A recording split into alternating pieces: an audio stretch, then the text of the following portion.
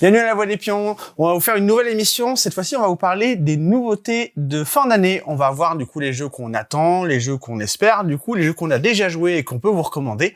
On va essayer de parler de tout ça autour de la table avec Manon. Coucou. Avec Guillaume aussi, que vous avez déjà vu. Et bonjour à tous. Et un nouveau, Maxime. Hello, salut tout le monde. Bonjour Maxime. Quel type de joueur es-tu ? Déjà, dans un premier temps, merci de m'accueillir dans cette émission, super sympa. Et pour les jeux de société, je joue à tout, que ça soit de l'expert, de l'initié, des jeux familiaux. En ce moment, je suis plus sur du famille initié, voilà, en référence sur mon jeu préféré, Skull King. Ok. Voilà. Classique. Classique. Efficace. Yes.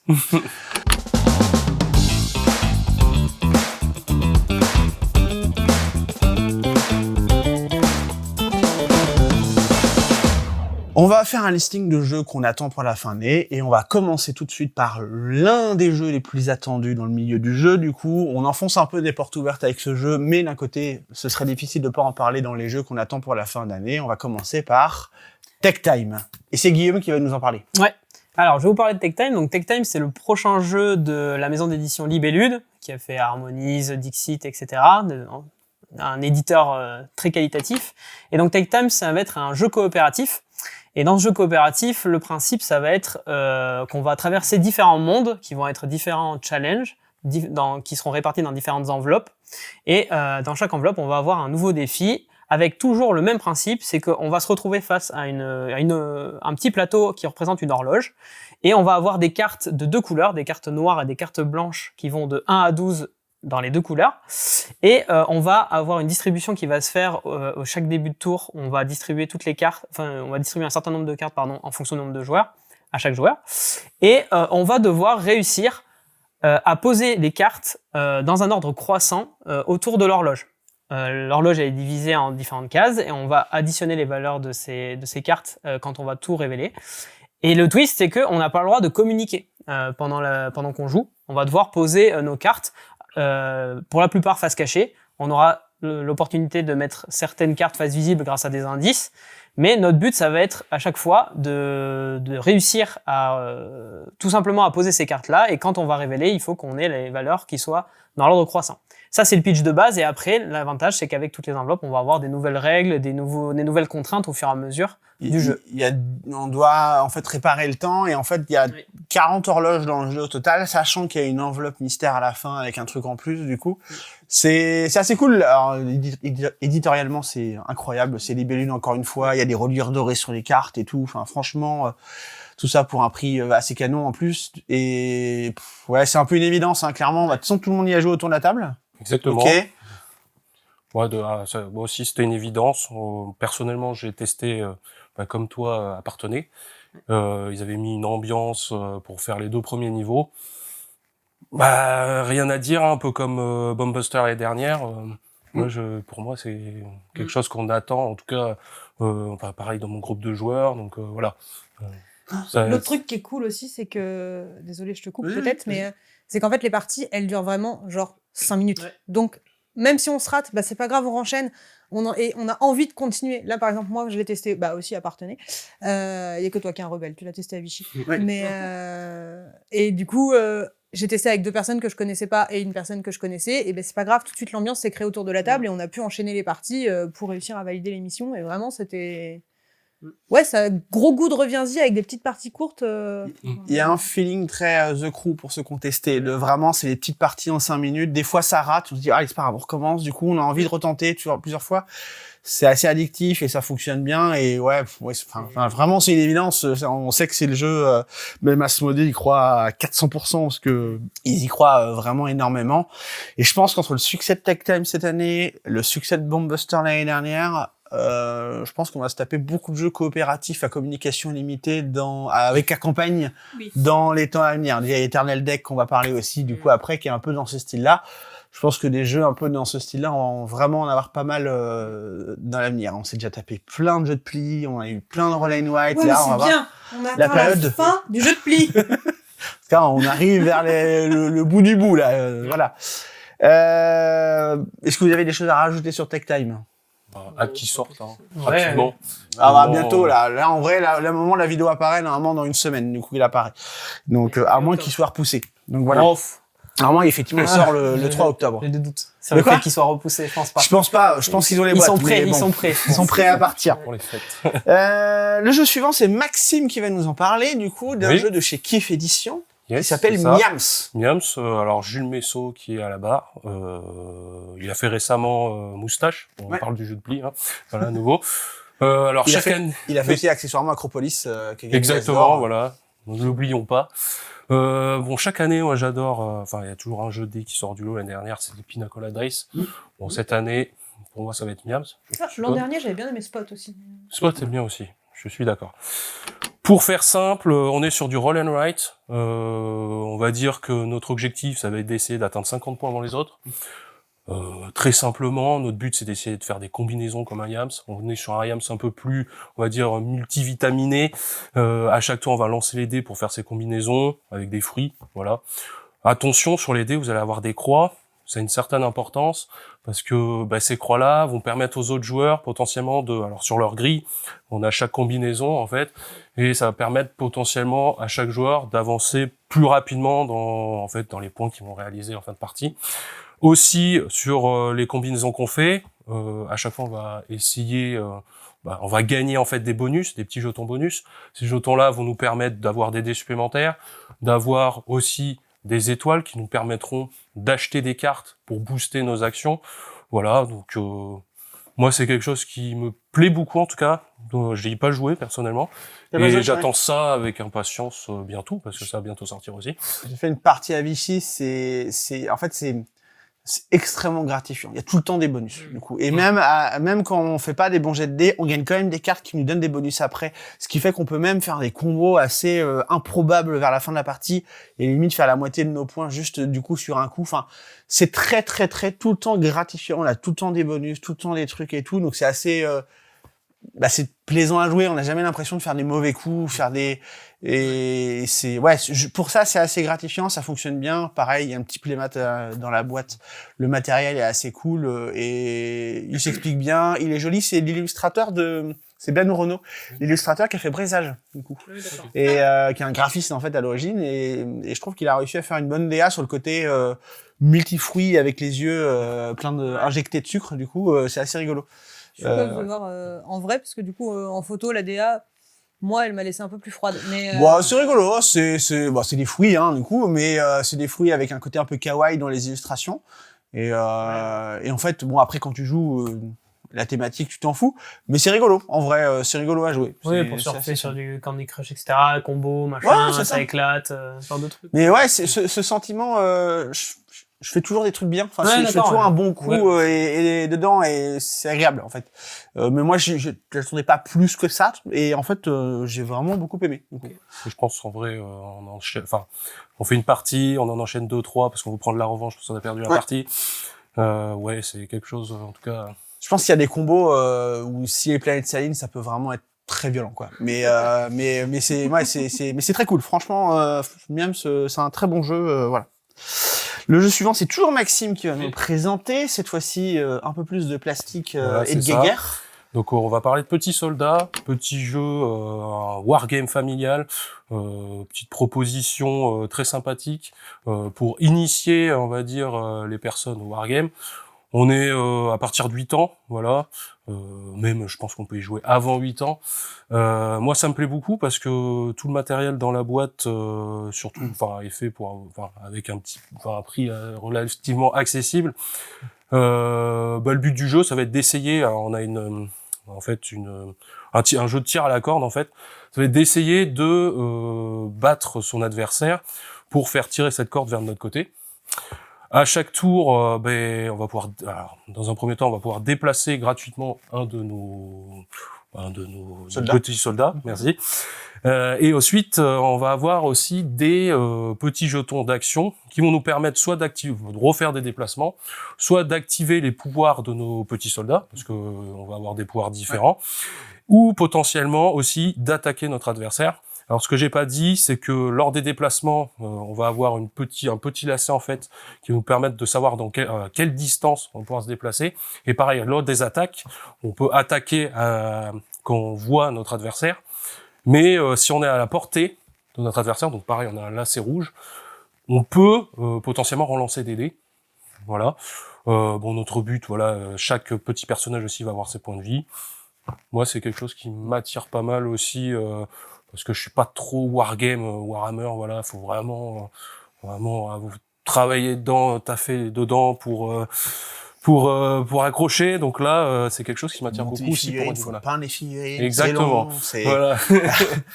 là, c'est rigolo parce que littéralement, ils ont réussi à faire du matériel, du coup, comme si t'avais fabriqué ton jeu avec dans ton coffre à jouets, du coup. T'as des lacets, du coup, qui permettent de faire, du coup, les lignes de tir ou autre. Donc, c'est assez rigolo, ça fonctionne bien, quoi. Alors, ce qui est cool, c'est qu'on peut jouer n'importe où. Donc, on peut jouer sur une table, on peut jouer sur sa voiture, ou même dans le sable. On peut, on met en obstacle, une tasse, une boîte de jeu. Donc ça, c'est vraiment très sympathique. Ça fait ça, donc on est obligé de contourner si jamais on se déplace, parce qu'on peut pas tirer à travers une tasse, bien sûr.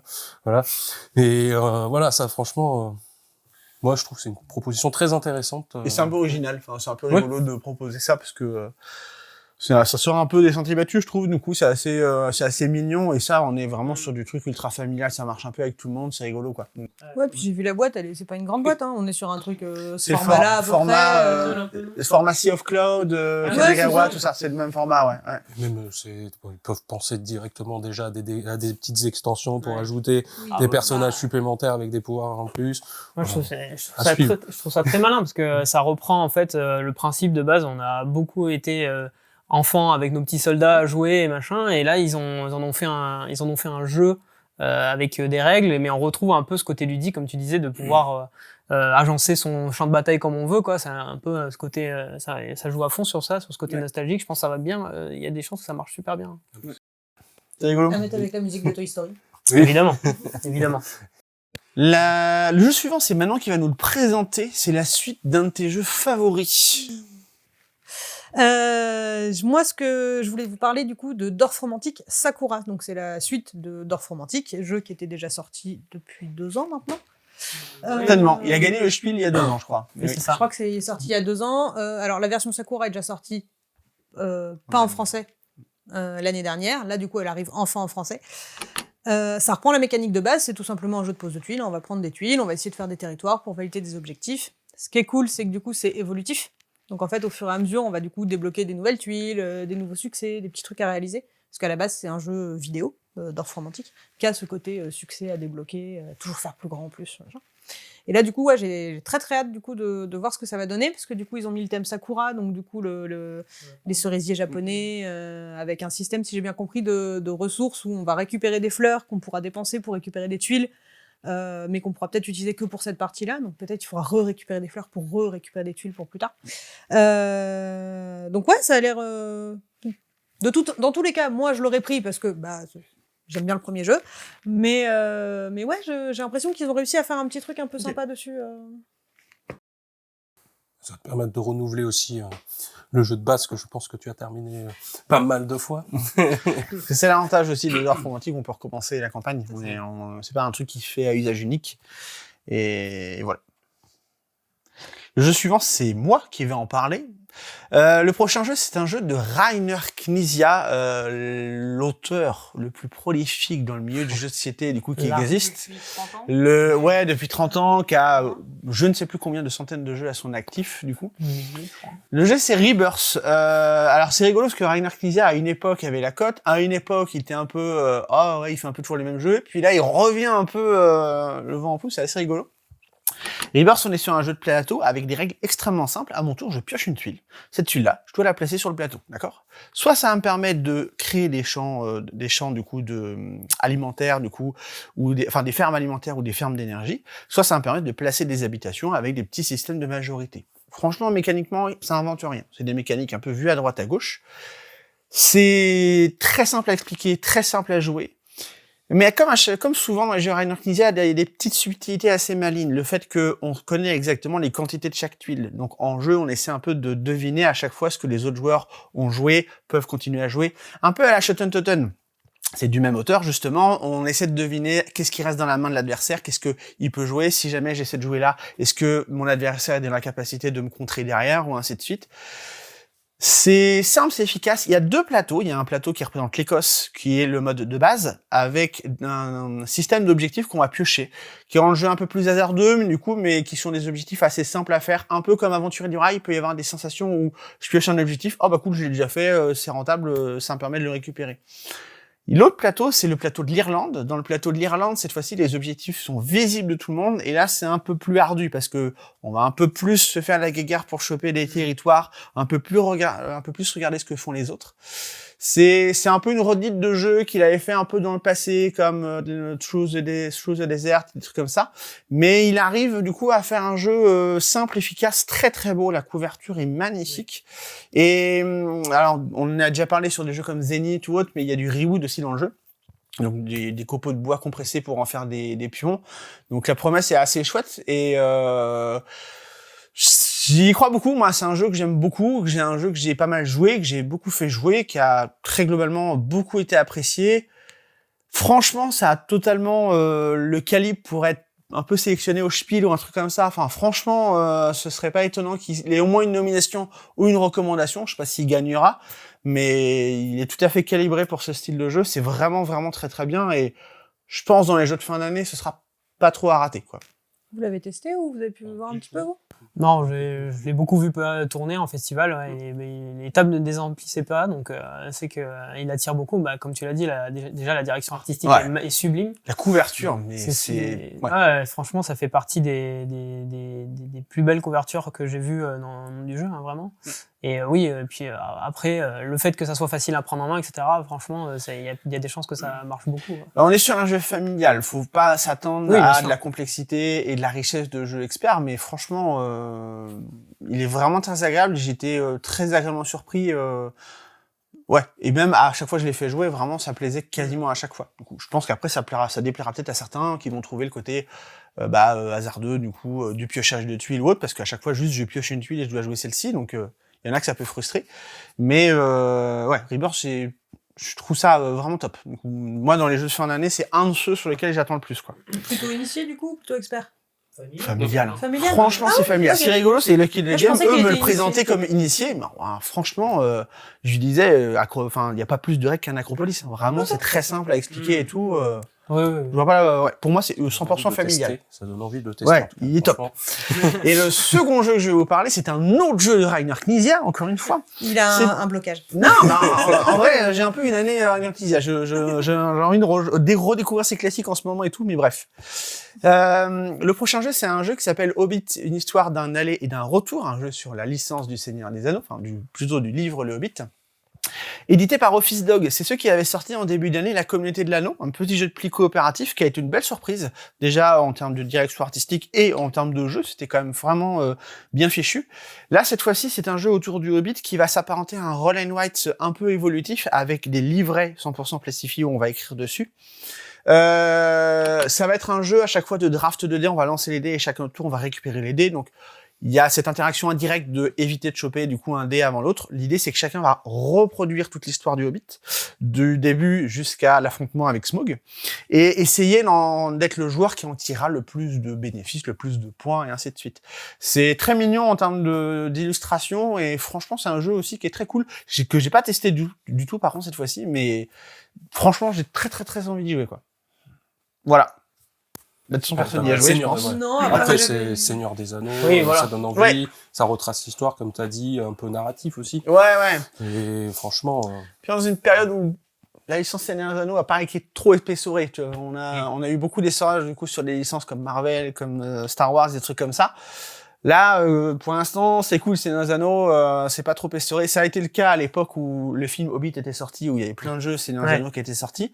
Là, je trouve pour l'instant, il y a des bons trucs, quoi. Ouais, mais il y en a quand même eu cette année, parce qu'entre il y a le pandémique, Communauté de l'Anneau. Ouais, la Communauté de l'Anneau. Pour l'instant, on est sur le bord de ça va encore. Oui. Mais, pas trop. Moi, ça me va, mais c'est vrai que... Oui, après, on va avoir la suite de la Communauté de l'Anneau, jeu de pli. On va avoir, ils vont faire la trilogie. Bien évidemment, quoi.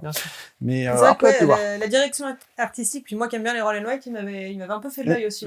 Pourtant, il arrive dans une période où roll and write, on a eu un peu trop à une période, et je sais pas. C'est quand même le deuxième qu'on présente. c'est quand même le Avec, deuxième qu'on présente. Miams. Miams aussi. Oui, c'est un Roll and Ride, c'est pas fou, effectivement. Mais bon. Le prochain jeu, cette fois-ci, c'est Guillaume qui va nous en parler. C'est un de ses coups de cœur de l'année. Il arrête pas de nous en parler depuis Et des en mois. même temps, c'est trop bien. C'est le deuxième jeu le plus attendu de fin d'année pour beaucoup de monde après Tech Time. Ah, pour moi, c'est le premier, largement. Je vais vous parler de Tag Team, donc qui est édité chez Scorpion Masqué.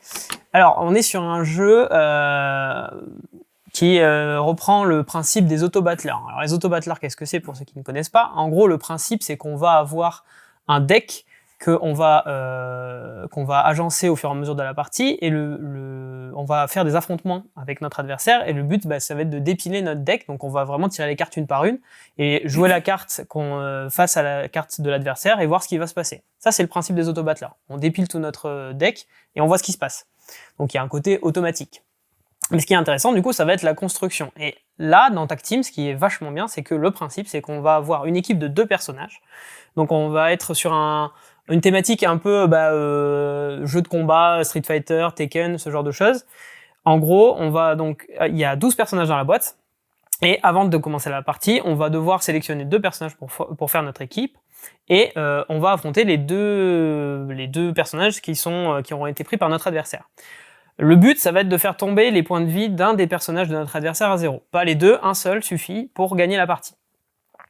On va avoir au début, on n'aura que 2 cartes dans notre deck, les 2 cartes de base de nos héros.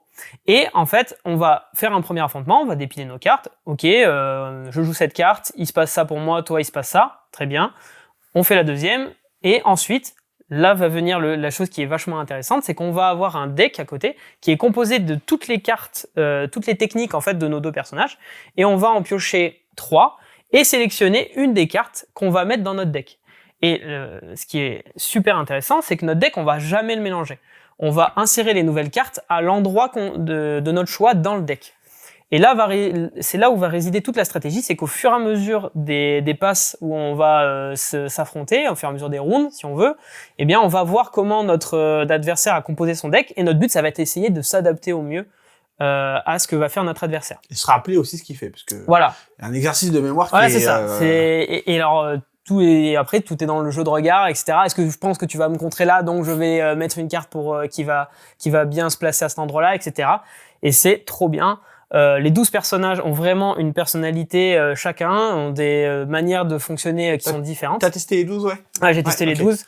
J'ai testé les 12 plusieurs fois. C'est vraiment, ils ont vraiment chacun leur manière de jouer. Et ce qui est vachement bien, c'est comme on en prend 2 à chaque fois, ça fait qu'on a à chaque fois une combinaison à gérer et il faut vraiment essayer de les faire se combiner entre eux, parce que si on n'utilise que les cartes d'un seul personnage, qu'on fait combattre qu'un seul personnage, on va vite perdre parce que à chaque fois qu'on joue une carte, par exemple, si j'attaque mon adversaire, en fait, lequel des combattants j'attaque? J'attaque le combattant de la carte que mon adversaire a joué au même moment. Donc en fait, si je mets que des cartes d'un seul personnage, il va prendre tous les dégâts et il va se faire éclater très rapidement. C'est un petit moment qu'on entendait parler de ce jeu. Moi, j'avais très peur parce que je déteste les auto-battlers. C'est quelque chose. Challenger, j'ai détesté. Wizard Cup, j'ai détesté. Vraiment, c'est pas du tout ma came. Et on a testé, du coup, avec un ami en commun que vous avez déjà vu dans les vidéos, Tom, parce qu'il est disponible en alpha sur Board Game Arena. Et en fait, du coup, c'est juste trop bien fait. Le fait que tu ne touches pas aux cartes, qui restent toujours dans le même ordre, effectivement, t'as ce que je disais, l'exercice de mémoire, d'essayer de se rappeler de coups de l'adversaire, et t'as vraiment cette sensation, du coup, de versus fighting, ok, attaque, je pars, j'attaque, attaque. Ouais. On a vraiment, du coup, ce côté rythmique qui est vraiment bien fichu. Et là, on s'y croit, c'est malin. Effectivement, la synergie entre les personnages est vachement intéressant. Et alors là, c'est un jeu qui se prête à 200% à du tournoi. Et on va en faire, du coup, d'ailleurs. Mais du coup, ouais, je suis le premier étonné de me dire que c'est en fait trop bien, quoi. Ouais.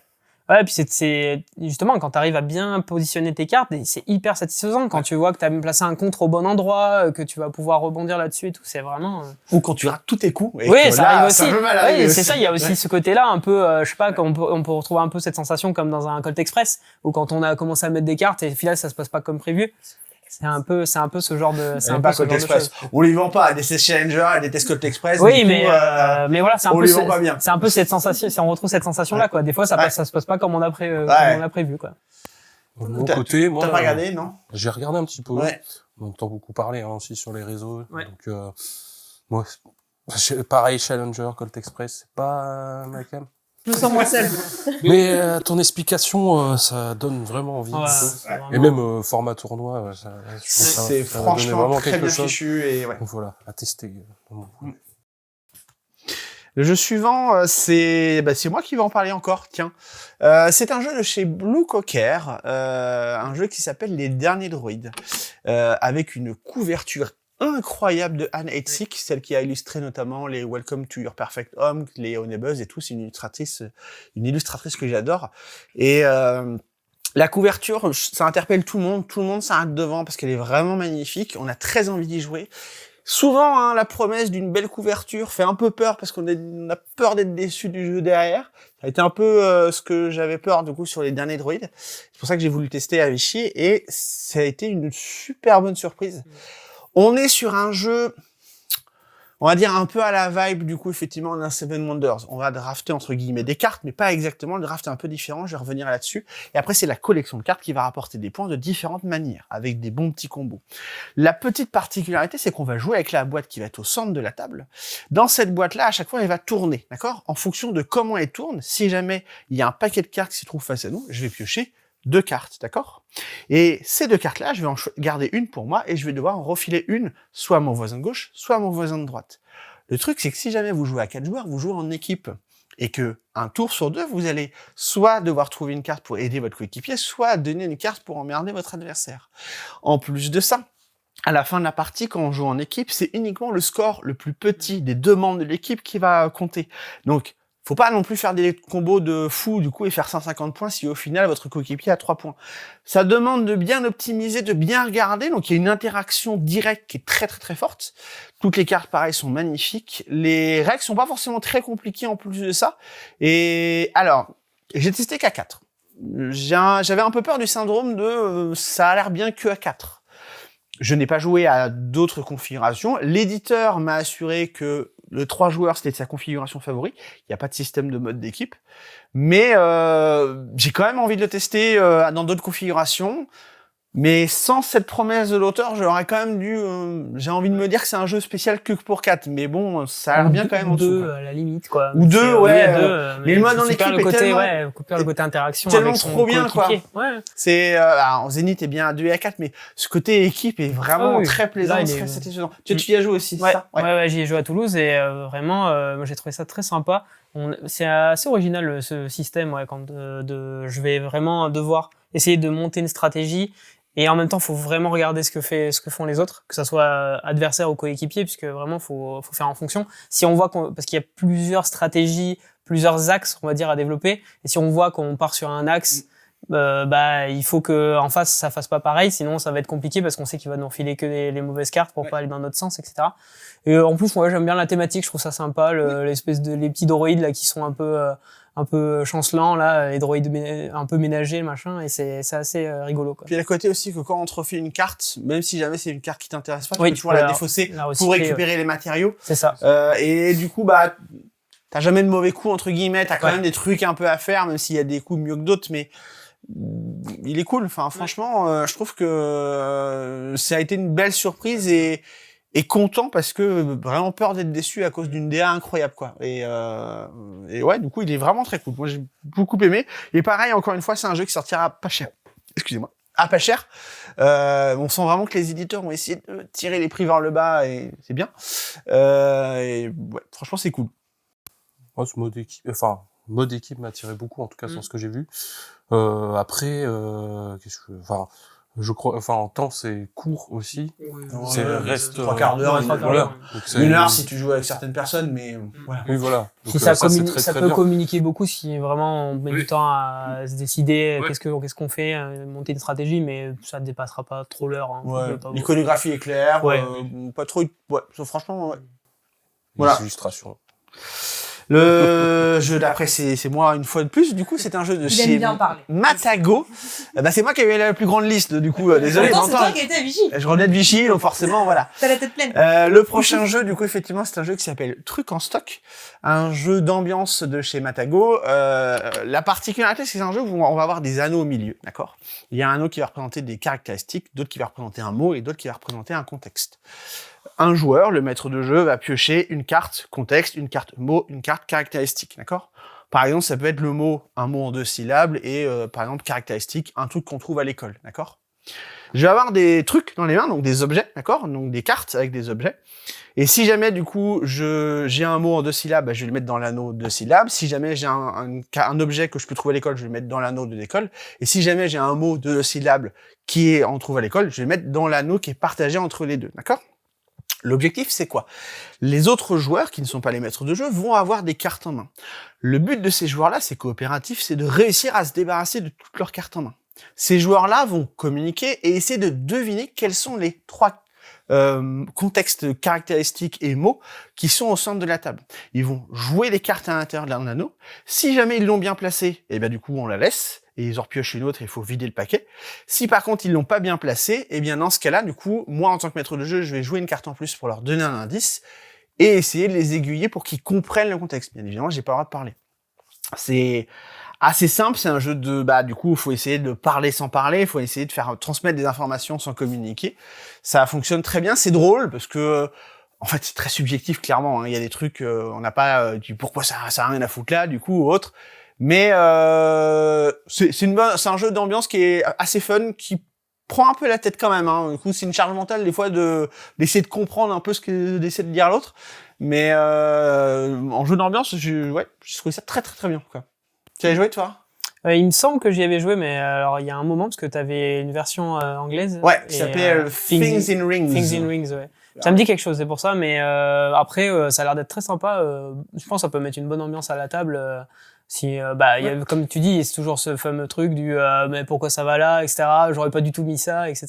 Ça met forcément une ambiance. Ce qui est rigolo, c'est que dans la version anglaise, c'était un jeu compétitif avec une variante coopérative et qu'en fait, Matago a inversé. Ils ont mis d'abord la version coopérative qui était effectivement plus intéressante et la version compétitive en variante. C'est assez rigolo, ce petit changement qui est assez malin.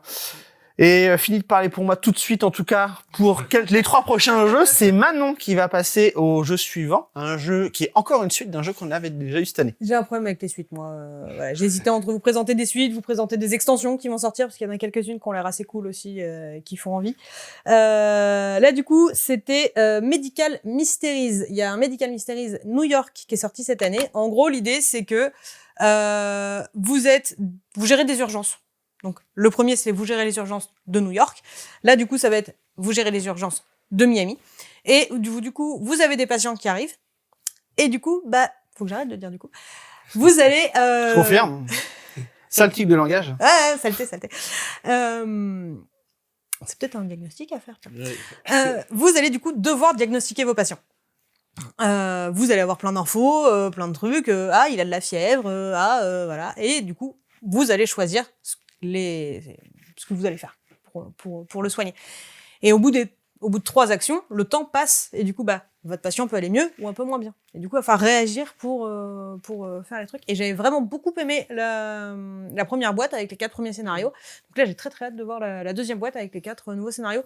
Je le déconseille quand vous avez trop de connaissances médicales parce que c'est un peu facile, mais quand on n'a pas trop de connaissances médicales, ça marche bien. On a un client, un très bon client du coup qui est médecin et qui a réussi à diagnostiquer. Alors d'un côté, heureusement, ça me rassure pour lui, mais qui a réussi à diagnostiquer le truc juste avec l'intro. Il a pris l'intro de chaque patient, il fait lui il a ça, lui il a ça, lui il a ça et lui il a ça.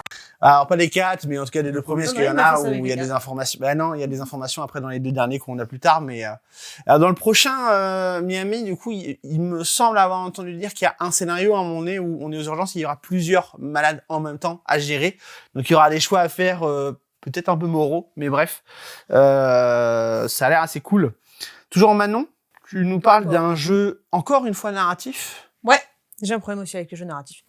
Celui-là, c'est qui? Alors, je me suis pas renseigné plus que ça, j'ai pas étudié plus que ça la question. Ouais, je sais, je fais pas d'effort. C'est Butterfly Effect. Il y a une boîte qui va sortir là, et genre en novembre, il y en a une deuxième qui va sortir avec un deuxième scénario. Ce qui m'intrigue, c'est que c'est encore un jeu d'enquête, un jeu d'histoire, un jeu qui va évoluer dans le temps. En fait, le premier scénario, c'est, si j'ai bien compris, vous jouez un personnage lambda et en fait, la nuit, il devient un peu un super vilain et il va se passer des trucs et il va voyager dans le temps et en fait, suivant les choix que vous allez faire, et ben du coup, ça va influencer le principe de l'effet papillon, d'où le nom du jeu.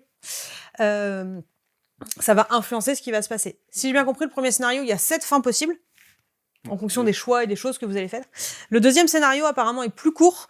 On est plus sur du 1 demi-heure, 1 heure, alors que le premier, on est plus sur du 1 heure, 2 heures, et il y aura que 5 fins possibles, si j'ai bien compris. Et le deuxième scénario, c'est plus des personnes qui sont un peu plus intéressées par le spiritisme, ils vont voir un manoir hanté, voilà. Comme je suis pas très super-héros, le deuxième scénario me fait un peu plus envie, mais... La première boîte s'appelle Alter Ego, et la seconde s'appelle le Manoir Helsing. Voilà. Ouais. Et la première sortira le 31 octobre et la dernière le 5 décembre. Si les dates ne changent pas entre temps. Ouais, c'est très rapproché comme sortie. Oui, alors c'est vrai que c'est assez curieux de sortir aussi rapproché. C'est que je pense qu'ils y croient à fond, du coup. Ouais, c'est ça. Ouais, la direction artistique a l'air cool. Le contenu. Bon, le peu qu'on a vu, parce que c'est toujours compliqué de présenter des jeux comme ça, des jeux narratifs sans trop spoiler ou autre, mais Et sans les avoir essayés. Oui, sans les avoir essayés en plus de ça, du coup. La première, ça a l'air cool. Ça, on a envie de. J'aime bien ce côté faire des actions, que ça ait des impacts et des réactions sur la suite. Ça avait un peu ce côté aussi voyage dans le temps. C'est bon. Docteur Who. C'est la boîte de jeu qui le fait. C'est la boîte de jeu qui le fait, l'éditeur de la boîte de jeu. Je crois oui. C'est pas eux qui avaient fait aussi Backstories, du coup, qui était chouette. Time Stories. Backstories. Backstories. Oui, si, je vois. Oui, qui était très cool aussi avec le côté où vous mettiez la carte derrière pour regarder ce qui s'est passé avec aussi. Ouais, je crois que c'est, si je dis pas de conneries, je crois que c'est eux, mais du coup, Backstories, c'était des très belles surprises en tout cas. Le deuxième scénario était drôle. Et il y a un troisième Backstories qui me fait de l'œil aussi, qui sort pour la fin d'année. Ouais, plus ambiance romantique. Le troisième scénario, non, c'est plus post-apocalyptique. Ah ouais? Il y aura un romantique, mais en 4e. Ah bah, je maintenant trouve ça romantique. Hein, Peut-être. Je ne sais pas, voilà. Mais c'est autre chose. C'est un autre débat. Bah, prochain jeu, on va parler d'un jeu que moi aussi j'attends énormément. C'est Maxime qui va nous en parler. Un jeu qui salive déjà. Oui. Très fin. J'adore le fromage. Donc, on va parler de fromage. Voilà. Notre objectif, alors, ça va être dans ce jeu d'être le meilleur artisan fromager de France. À chaque tour, c'est très simple. Alors déjà, la particularité du jeu, c'est que, deux particularités. Vous allez avoir un plateau où, en fait, quand vous allez jouer, vous allez être en face d'un quart de plateau. Vous allez pouvoir faire des actions. Alors, 2 types d'actions. Une action, vous allez pouvoir vous placer pour gagner des ressources qui vous permettent de faire des actions sur votre plateau principal. Donc, augmenter, par exemple, vos bâtiments. Alors, les bâtiments peuvent être asymétriques au fur et à mesure de la partie. Au fur et à mesure des parties que vous faites. Et ensuite, deuxième partie de plateau, en fait, vous allez récupérer des fromages en vous plaçant sur des mini-jeux, en fait. Chaque mini-jeu vous permet de gagner différents points de victoire sur certaines conditions. Par exemple, il y a certains jeux où il faut essayer d'être côte à côte, certains jeux où il faut essayer d'être sur les mêmes tables. Voilà, faut essayer d'accomplir des contrats aussi, parce que on est fromager, il faut bien vendre quand même. Voilà, et c'est un jeu qui me plaît beaucoup par ce mécanisme, et aussi du fait que en fait les ouvriers, on ne les récupère pas immédiatement. Les ouvriers, en fait, il va falloir que par rapport à comment vous les placez, ces ouvriers, vous allez les récupérer en fait selon leur orientation. Quand le plateau va tourner, parce que à chaque tour vous allez jouer en face de votre quart, quand le plateau va tourner, vous allez jouer devant un autre quart. Si jamais un de vos ouvriers est face à vous, vous pourrez le récupérer pour pouvoir le rejouer, sur le plateau. Voilà. Donc c'est ça qui m'attire beaucoup, ce mécanisme de petit tourniquet comme ça, plus aussi ces ouvriers qu'on peut récupérer. C'est quelque chose que j'attends beaucoup. Alors je sais que tu y as joué, toi, ouais. Ton point de vue. Moi, j'ai pas joué. En fait, visuellement, le plateau fait rarement rêver les gens et on a l'impression d'un jeu finalement très abstrait et finalement, je trouve qu'en mécanique, ils ont bien pensé le truc. L'idée, c'est que tes ouvriers sont des fromagers. Il y en a un qui est spécialisé dans les fromages à pâte molle, l'autre à pâte dure, l'autre pour les bleus. Et en fait, suivant comment tu le places, tu vas plus ou moins laisser un temps de fermentation pour tes fromages. Ce qui fait que plus tu les laisses longtemps, plus c'est des fromages intéressants, mais plus tu vas mettre du temps à récupérer tes ouvriers. Et les 4 mini-jeux, c'est soit tu vas essayer d'étendre l'influence dans la France de la marque de ton fromage, soit te placer sur les meilleurs étals des commerces, soit te placer sur les meilleures tables de restaurants, soit essayer d'avoir les meilleurs stands sur les festivals du fromage. Et c'est un jeu, du coup, je trouve qui est assez malin, qui est pareil, qui est assez casse-tête dans la manière d'anticiper ses tours. Et ouais, je le trouve vraiment très bien. Je pense que le plateau le dessert un peu dans l'appréhension qu'on peut s'en donner. Je sais que quand au Festival des Jeux de Vichy, j'ai beaucoup de mes collègues qui étaient assez froids à l'idée de l'envie d'y jouer. Et vraiment, pourtant, à chaque fois que je l'ai fait jouer, les gens ont globalement apprécié. Toi, je crois que tu as un peu moins accroché ce que je t'avais fait tester. Moi, je trouve ça sympa. Après, ça a le défaut de ses qualités, c'est-à-dire que les parties sont assez rapides dans le sens parce que c'est beaucoup en simultané. Ouais. Parce que chacun va pouvoir, en fait, comme on l'a dit, tu es face à ton quart de plateau et tu fais tes actions. Donc, ça peut se faire en simultané. Et le défaut que ça a, c'est que c'est juste que je trouve ça manque un peu d'interaction dans le jeu. Enfin, après c'est plus du goût personnel. Mais c'est vrai que le fait que du coup ça soit en simultané, en fait c'est de l'interaction délayée puisque quand le mini-jeu nous revient, il a bougé parce que les autres ont fait des choses. Donc là, on faut réagir par rapport à ça. Mais ouais, c'est quelque chose qui me parle un peu moins. Par contre, ouais, thématiquement, je trouve ça vachement bien implémenté. Ça donne faim. Ouais. Il y en a vraiment. Cartes, les contrats, c'est vraiment le fromage. C'est vraiment avec le nom du fromage que moi j'ai utilisé la version anglaise, c'est les noms de fromage français. Toi, c'est c'est vraiment les bons trucs, les bons voilà. Les bons calendos. Ouais, les bons calendos coulants. Et non, c'est moins d'accord sur le côté interaction. En fait, t'as de l'interaction indirecte parce que quand par exemple du coup t'as le plateau de la France, du coup tu dois essayer de générer des majorités. Donc forcément quand le plateau arrive devant toi, tu dis putain salaud, il s'est foutu là. Où est-ce que je vais me foutre? Ouais, mais si je me mets là, je perds mon ouvrier pendant 3 tours. Il y a ces micro-décisions qui sont vraiment intéressantes. J'aime beaucoup. Moi, c'est pareil, c'est un jeu que j'ai beaucoup joué cette année et que je trouve cool. Qui pas de données pour le matériel, malheureusement. Alors, je pense que c'est le plateau double couche, le plateau central qui est un peu particulier qui va faire que le jeu va pas forcément être donné, mais le jeu est vraiment très cool et pareil, c'est vraiment trop bien. La couverture, moi, j'aime beaucoup. C'est pareil, c'est assez coloré et tout. J'aime bien, c'est rigolo. Et du coup, il sort début décembre, c'est ça? Il sort tout début décembre, donc il y aura certainement du retard. On le recevra une semaine avant Noël, je pense. mais non, ouais, je pense qu'il arrivera courant décembre. Et le fait que ça soit en instantané aussi, parce que tout le monde joue en même temps, ça c'est quelque chose qui fait gagner du temps. Oh ouais, on est sur du heure, voilà. grand max 1h30, pareil. Ça dépend s'il y a des gens qui mettent du temps à réfléchir. C'est un peu comme les drafts et ça souvent, moi ça y est, j'ai fini. Attends. Et du coup, forcément, ça peut durer un peu plus. Mais ouais, grand max 1h30. Personnellement, moi, c'est une découverte que je souhaiterais faire. Ouais. Là, les règles sont pas compliquées, mais souvent à l'explication, tu perds un peu les gens. Faut faire un tour de table, littéralement. Et les gens. Tour de chaque mini-jeu. Ouais, voilà, un tour de chaque mini-jeu, et puis les gens comprennent très vite, quoi. Le jeu suivant, c'est moi, avec Eternal Deck, un autre jeu coopératif à communication limitée et campagne évolutif. La boîte qui est derrière, là, juste là. Un jeu avec une direction, un jeu japonais. Si je dis pas de bêtises, c'est ça, avec une direction artistique assez marquée. Il y a un tapis, en fait, à l'intérieur. L'idée, c'est dans un univers où l'humanité se meurt, entre guillemets. C'est à peu près ça le pitch. Les humains vont partir en voyage, du coup, dans un univers des profondeurs, pour aller demander de l'aide à des éternels. Ce sont des espèces de divinités qui sont endormies. Il va falloir accomplir du coup des tâches pour essayer de les réveiller. Le problème, c'est que quand on les réveille, ils sont en colère, donc il va falloir les apaiser en offrant des récompenses pour pouvoir faire en sorte d'avancer. Le premier scénario, par exemple, les éternels vont nous aider à rechercher des étoiles mortes qui vont nous permettre de nous guider dans le chemin et avancer dans le reste de l'aventure. Il y a 5 aventures, toutes les aventures sont entièrement rejouables. J'ai fait les 2 premières. Le jeu est très cool. C'est de la communication limitée. On peut quand même parler, on peut quand même discuter, mais c'est un peu comme le jeu The Game. On n'a pas le droit de dire précisément ce qu'on a en main.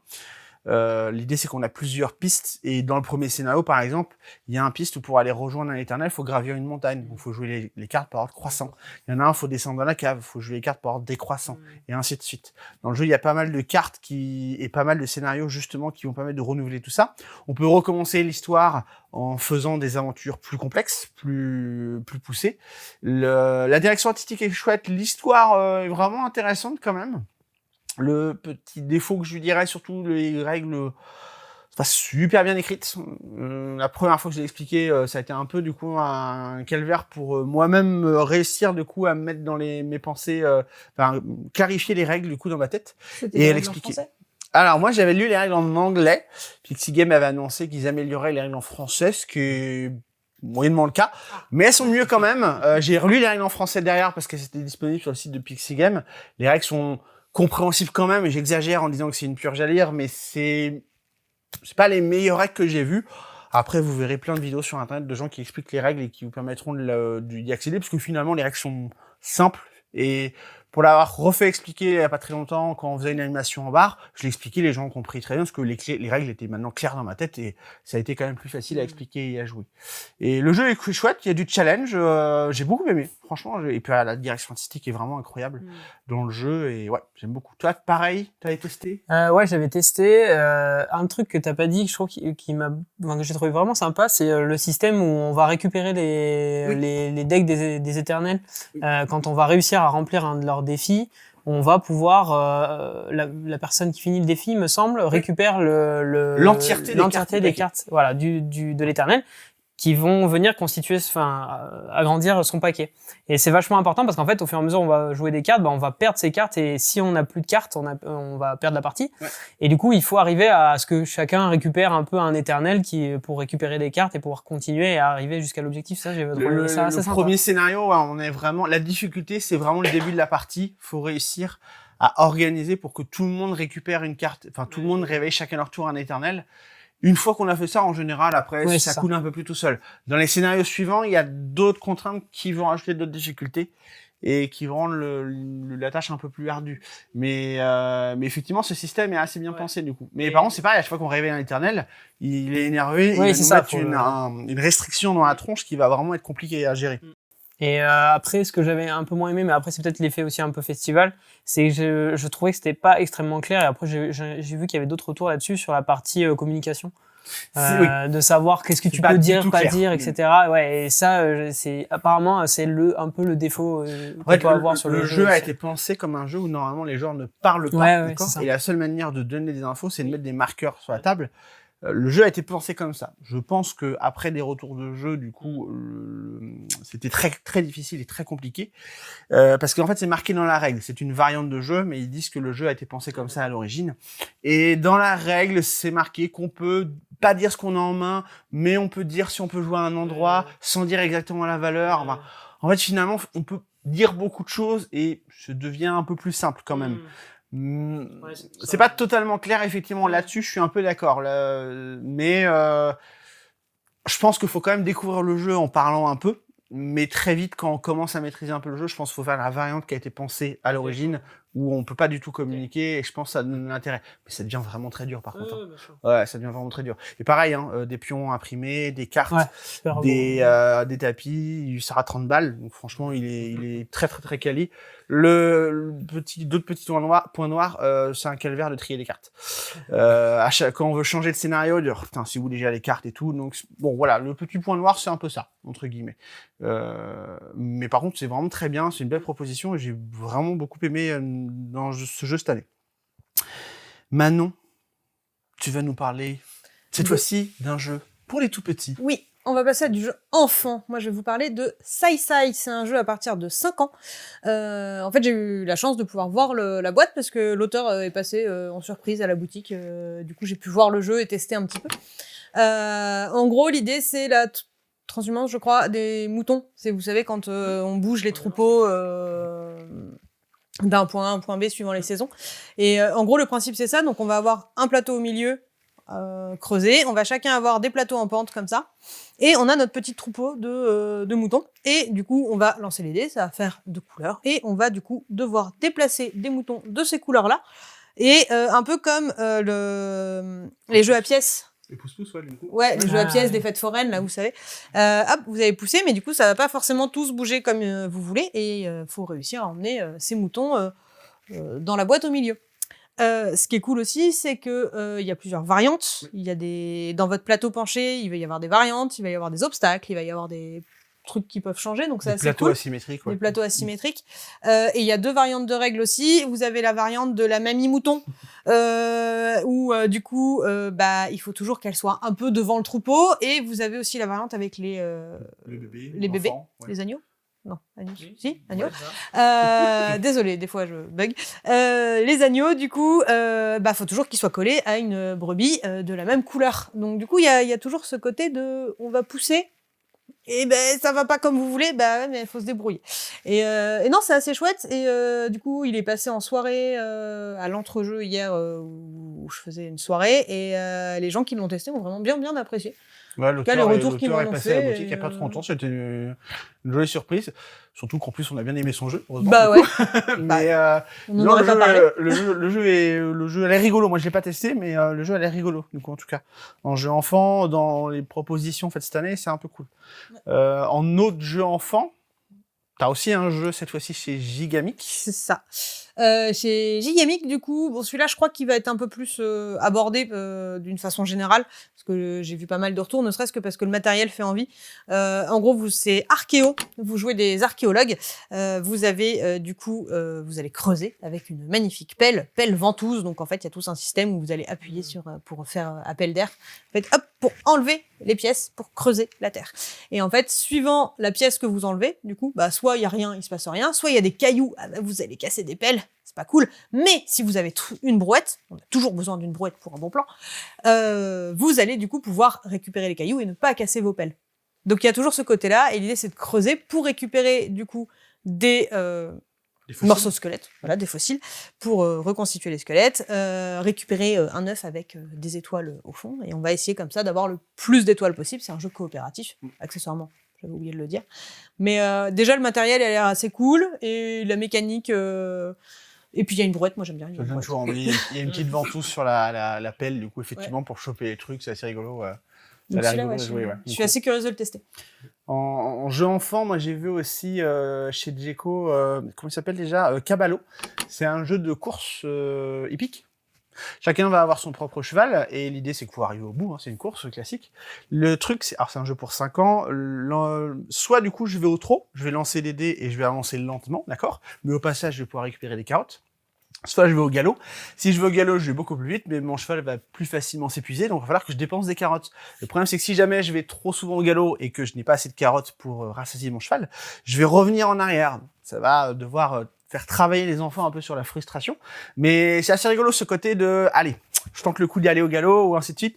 Ce côté prise de risque, ou alors justement y aller tranquillement et lentement, du coup, pour arriver jusqu'à la fin. C'est tout simple, c'est tout mignon, ça fonctionne assez bien. Du coup, ça a l'air, en tout cas, de fonctionner assez bien, parce que je l'ai pas joué. Mais ça a l'air plutôt cool. Et un autre jeu enfant. Ouais, suis-moi, oui, vas-y. Bon, une proposition très sympathique.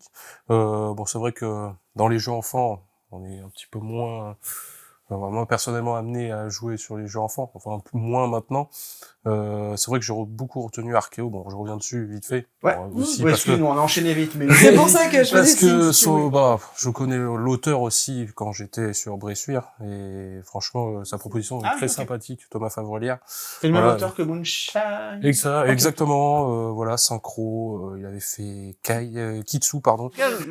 Archéos fait partie des jeux enfants à Vichy qui ont le plus fait parler de lui. Du coup, par le matériel, exactement. Bah, il y a un côté intriguant quand tu passes devant. C'est quoi ça, du coup tout comme il y a un jeu aussi chez Djeco où tu balances une grenouille pour essayer de taper des mouches sur des bambous, c'est assez rigolo. Je suis content que vous l'ayez appuyé un petit peu. Ouais, bah,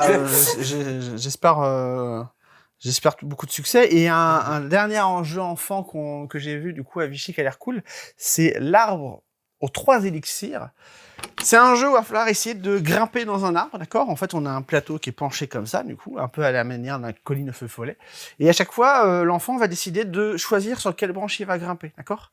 Et si jamais il s'agrippe, d'accord ? Parce qu'il y a des aimants dessus, il pourra monter sur une branche suivante, et ainsi de suite. Le problème, c'est que si jamais l'enfant choisit une branche et que, du coup, il n'y a pas d'aimant derrière, c'est une branche qui se casse, et du coup, le pion va tomber jusqu'à une branche qui va devenir solide. Il y a un côté mémoire, parce qu'il faut essayer de se rappeler les branches qui fonctionnent. Et aussi, le truc pour renouveler un peu chaque partie, c'est des feuilles magnétiques qui sont derrière. Ce qui fait qu'à chaque partie, ce ne sont pas toujours les mêmes emplacements.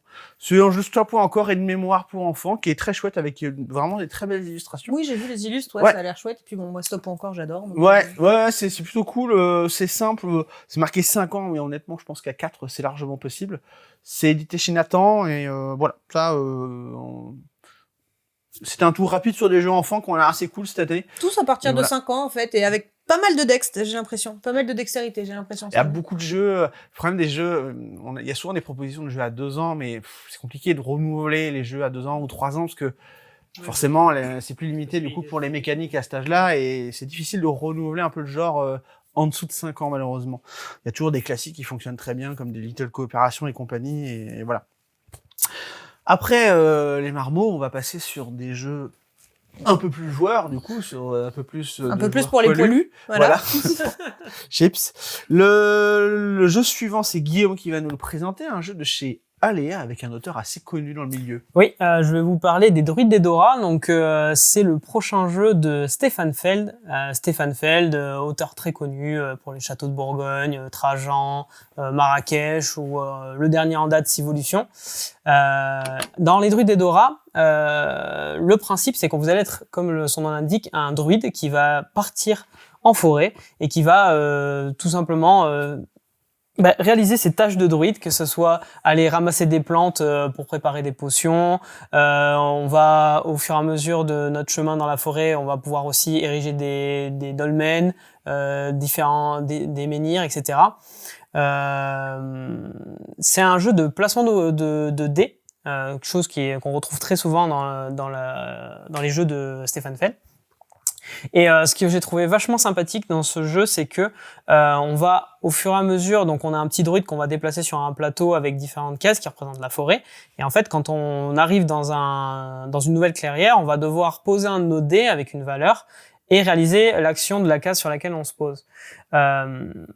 Donc, comme c'est un Stefan Feld et comme souvent, en fait, ça va être différents mini-jeux. Hein. Chaque action, c'est un mini-jeu particulier. Donc, on va vouloir se développer dans plus ou moins certains mini-jeux à chaque partie. Et la valeur du dé qu'on va poser, en fait, va avoir une incidence en grande partie sur un contrôle de territoire, en fait, qui va se passer en fin de partie. Donc, se positionner au fur et à mesure du jeu va être très important pour le scoring en fin de partie.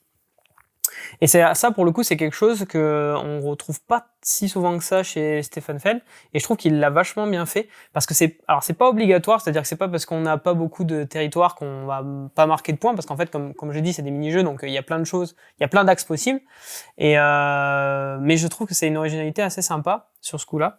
Et grosse originalité pour un jeu Stefan Feld que je trouve vraiment bien, c'est que pour une fois, la thématique est vraiment super bien incluse dans le jeu. On a vraiment l'impression de, on a la sensation, voilà. Non, souvent Stefan Feld, il s'est plutôt plaqué. On met un thème parce qu'il faut mettre un thème, et bon, on sait pas trop ce qui se passe par rapport à ça. Mais là, vraiment, on a vraiment la sensation d'être dans ce petit druide qui va se balader en forêt, qui doit avoir de la nourriture pour pendant son expédition, parce que sinon après, il est fatigué, il doit se reposer. Donc, et ouais, ce côté, on va ramasser des plantes, fabriquer des potions, etc. C'est vraiment le côté panoramique, c'est bien là, en tout cas, là-dessus. Et ouais, donc j'ai trouvé ça très sympa comme jeu. La DA a l'air cool, parce que j'ai vu un ou deux visuels et c'est assez joli. C'est très joli. Le matériel a l'air cool. Pareil, c'est pas du rewood, mais c'est un peu similaire. C'est du matériau, c'est du bois compressé. C'est pas exactement la même technique, mais ça a l'air, le matériel a l'air vraiment très cool. Et c'est étrange, on n'entend pas tant parler que ça. Ouais. Pourtant, ça a l'air vraiment cool, tu vois. Je sais pas si c'est parce que... Je n'avais pas du tout entendu parler. Ils n'ont pas fait énormément de communication côté Ravensburger pour l'instant. Là, ils passent leur temps à communiquer sur leur canal. Donc, oui, voilà, c'est ça. Mais bon, après, c'est bien qu'ils soient revenus chez cet éditeur-là, parce que là, ils se font un super jeu, super bien édité. Et je l'ai pas dit, un truc aussi important pour un Stefan Feld, c'est assez court en termes de partie, là où on ressort d'un Civolution qui était extrêmement dense et long. Là, les Druides d'Edora, pour une première partie à 4 en festival, personne connaissait le jeu, on a mis 1h30. Hein. Donc on est vraiment sur quelque chose qui est assez... En termes de difficulté de règle, proche d'un château de Bourgogne. Ouais, plutôt château de Bourgogne, ouais. Okay, c'est ça. Okay. On est plutôt sur... accessible quand même. Ouais, c'est ça. Civolution, t'es sur du... Oui, voilà, c'est ça. Lourd, non, là on est vraiment sur dans sa gamme de jeux les plus simples à aborder, quoi. Okay. Et vraiment, moi je l'attends, c'est le jeu dans la catégorie expert que j'attends le plus pour cette fin d'année, en tout cas. Et un autre jeu expert, du coup, que tu veux nous parler d'un de tes éditeurs favoris. Oui, Sorry War French, évidemment, mon éditeur préféré. Donc, Kingdom Crossing, alors là, on descend encore même un peu en termes de difficulté, hein. On est entre l'initié et expert, hein. Vraiment, ça reste assez accessible. Kingdom Crossing, c'est un jeu avec déjà une direction artistique toute mignonne, puisqu'on va retrouver un royaume avec des animaux un peu à la Everdell, si vous connaissez ce jeu. On est un peu dans ce genre d'univers-là.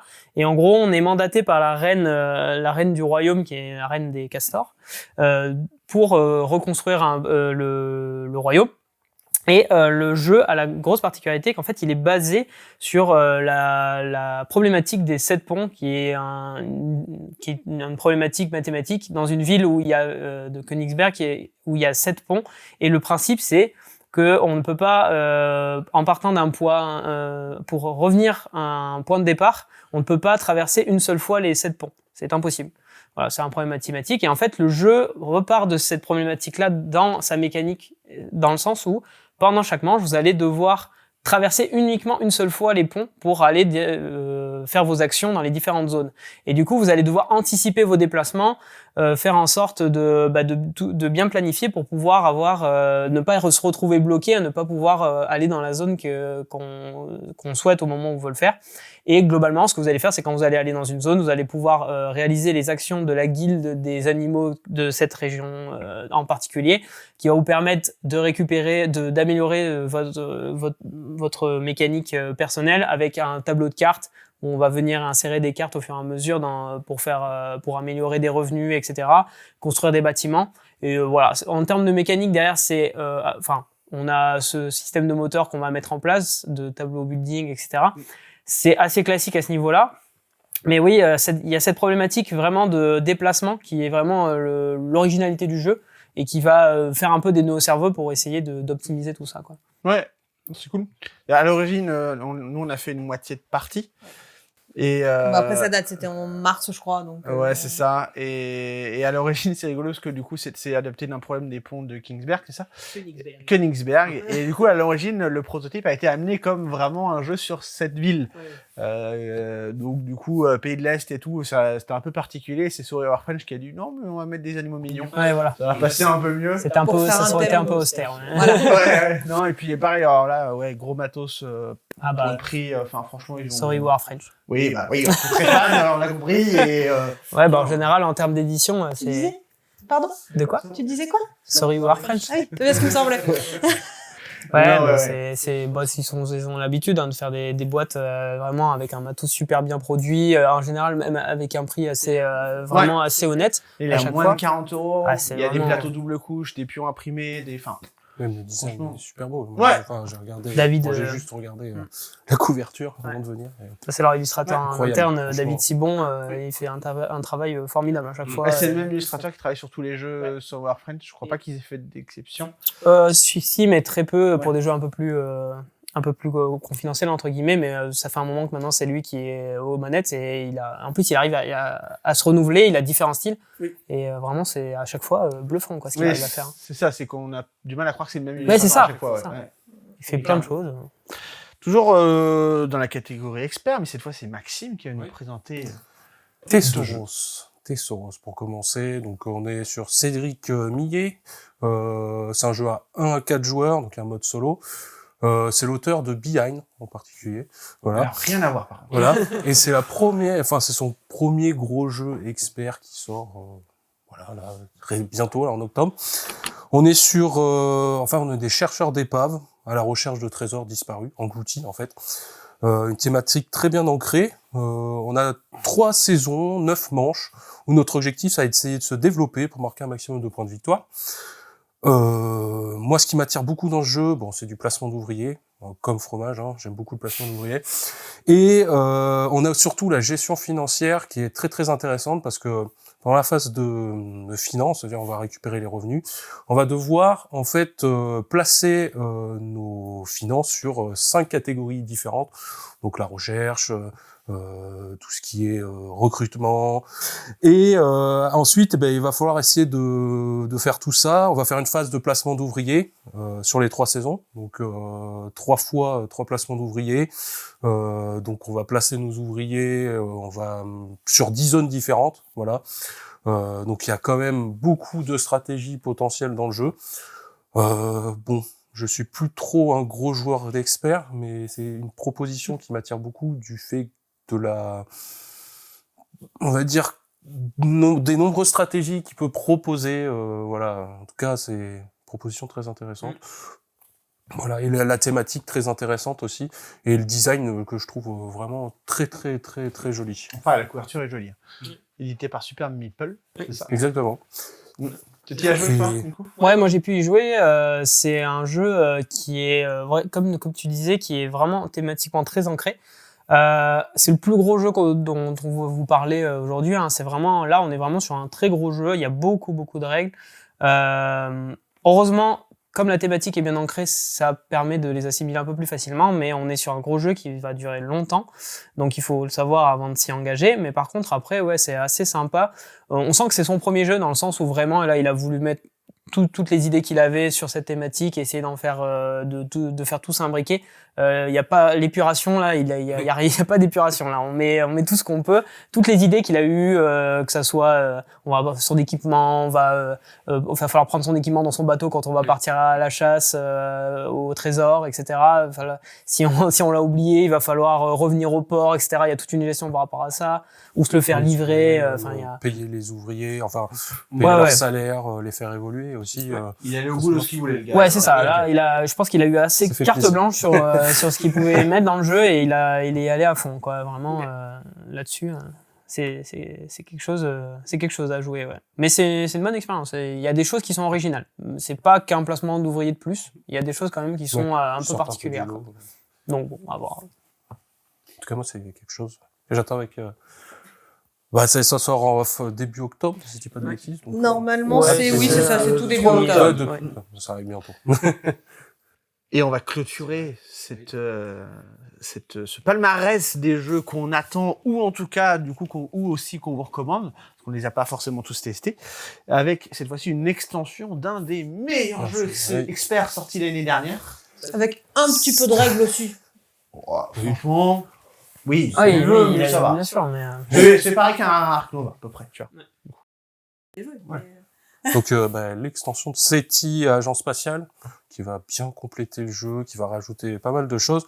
Bon, pour se rappeler, SETI, pour moi c'est l'un des meilleurs jeux de l'année dernière en expert. On est une institution scientifique et notre but ça va être d'essayer de faire de découvrir des espèces extraterrestres. Donc dans la boîte de base, on en a 5. Là, ce qui est bien avec l'extension, ça va rajouter un peu plus, donc on en rajoute 3 nouvelles. On fait pas mal d'exploration. Il y a pas mal de scoring différents aussi. Les espèces, c'est des mini-jeux. Voilà, on va pouvoir se positionner. Donc cette proposition de ramener des 3 nouvelles espèces supplémentaires, ça permet de renouveler un petit peu le jeu. Parce qu'après 4-5 parties, alors j'ai fait 4-5 parties, j'ai pas rejoué depuis 6 mois parce que j'ai déjà vu toutes les espèces. Ce qui est bien, c'est qu'aussi, on va avoir de nouvelles cartes supplémentaires. Voilà. On va pouvoir aussi rajouter un mode qui permet de dynamiser les débuts de partie et les capacités de départ. Voilà. On a tous de l'asymétrie pour commencer.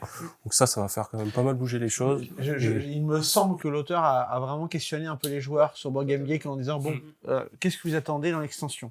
Et les gens ont fait plein de sondages, ils disent ok, je vais faire tout ça. Et c'est aller loin parce que ils ont vraiment fait un appel à proposition et il y a des gens qui sont rentrés dans un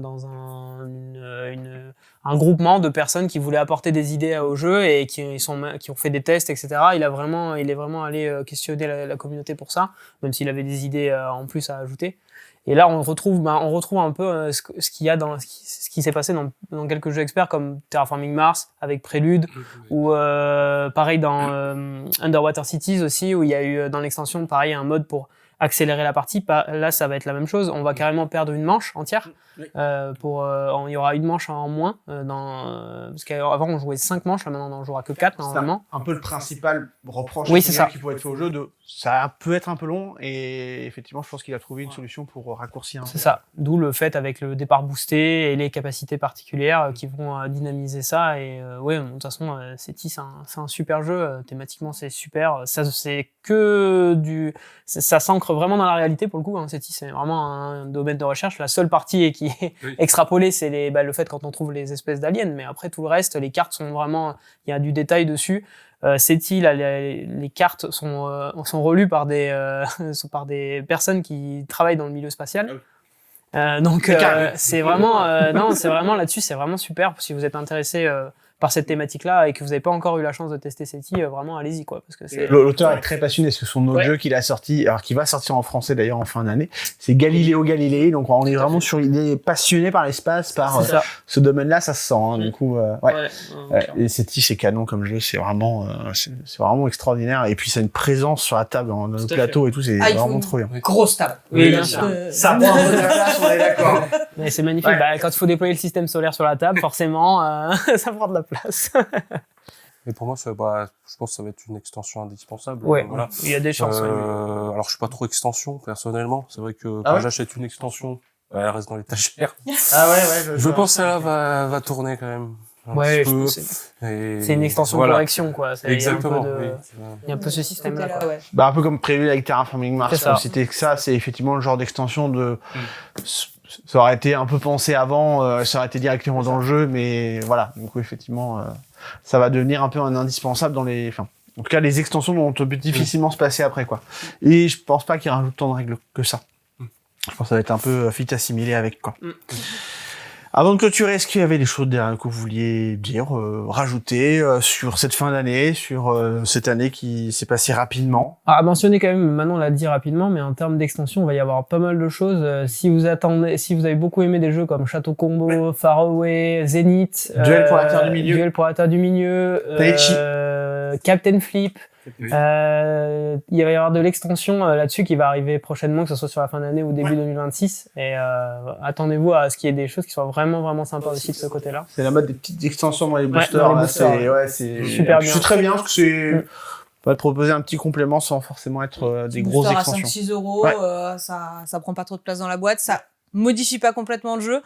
Mais ça rajoute des petits trucs à chaque fois, des petites mécaniques, donc c'est cool, ça permet de... Il y en a une autre pour Faraway aussi, du coup, je sais pas si tu l'as dit, mais voilà, du coup, effectivement. Des choses à rajouter? Moi, j'ai hâte d'avoir le rush de fin d'année, parce que on découvre pas mal de choses. Là, on arrive dedans, on est carrément plein dedans, mais ça va, vraiment un ressenti cool enfin, j'ai l'impression qu'il y a beaucoup de bonnes choses, en tout cas. Il y a des années, je m'étais pas forcément toujours dit ça, et là, c'est cool. On arrive dans des trucs qui ont l'air cool, dans tous les cas. Voilà. Eh ben, merci à vous de nous avoir écoutés, de nous avoir suivis, parce qu'on a oublié de le dire au début, mais on est aussi en podcast. Merci aussi à Bento Prod de nous supporter, de nous écouter et de faire tous les montages après, parce que tout le support technique, c'est grâce à eux qu'on est là. Merci à vous deux d'être venus. Oui, merci. Bon, toi aussi, mais t'es là tout le temps. Bon, on pourrait dire ça pour Guillaume aussi. Voilà. Mais merci à vous et puis à bientôt. À bientôt. À bientôt. Salut.